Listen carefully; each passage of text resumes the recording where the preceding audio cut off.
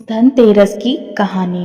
एक बार भगवान विष्णु मृत्यु लोक के भ्रमण हेतु जाने लगे तो लक्ष्मी जी भी साथ जाने की जिद करने लगी। विष्णु भगवान ने कहा, मुझे तो सृष्टि के पालन हेतु जाना है, आप चलकर क्या करोगी? लक्ष्मी जी नहीं मानी और साथ में चली गईं।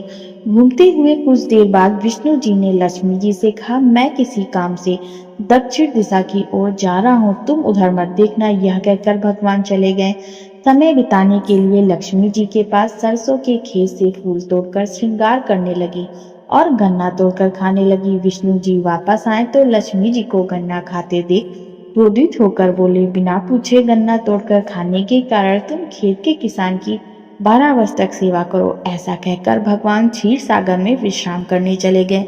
इधर लक्ष्मी जी किसान के घर चली गईं और उसका घर धन्य धान से संपन्न कर दिया। 12 वर्ष के बाद विष्णु जी लक्ष्मी जी को लेने आए। लक्ष्मी जी उनके साथ वापस जाने लगी तो किसान ने रोक लिया।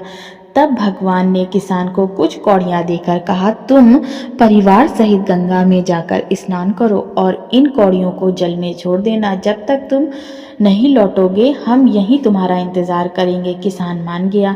किसान गंगा स्नान के लिए चला गया। किसान ने जैसे ही गंगा स्नान करके कौड़ियां जल में डाली, वैसे ही पानी में से 4 हाथ निकले और कौड़ियां लेकर चले गए।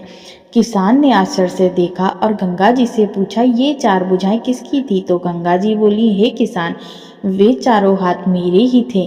तूने जो कौड़ियां भेंट की वह तुझे किसने दी? किसान बोला, मेरे घर एक महापुरुष आए हैं, उन्होंने दी। गंगा जी बोली, तुम्हारे घर महापुरुष आए हैं वो विष्णु भगवान है और जो स्त्री है वह लक्ष्मी जी है। तुम लक्ष्मी जी को मत जाने देना, अन्यथा तुम पहले की बात ही निर्धन हो जाओगे। किसान वापस लौट कर आया तो भगवान से कहने लगा, मैं लक्ष्मी जी को वापस नहीं जाने दूंगा। तब भगवान ने समझाया कि बिना पूछे गन्ना खाने के कारण गुस्से में मैंने इन्हें श्राप दिया, जिस वजह से ये तुम्हारे साथ रही। लक्ष्मी जी वैसे भी चंचल हैं, ये एक जगह नहीं टिकती, बड़े बड़े राजा महाराजा भी इनको नहीं रोक सकते।